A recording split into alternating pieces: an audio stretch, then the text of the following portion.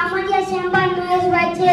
હું આજે તમને ભગતસિંહ વિશે સંભળાવવા માંગુ છું. તો આપ બધા શાંતિથી સાંભળો એવી મારી નમ્ર વિનંતી.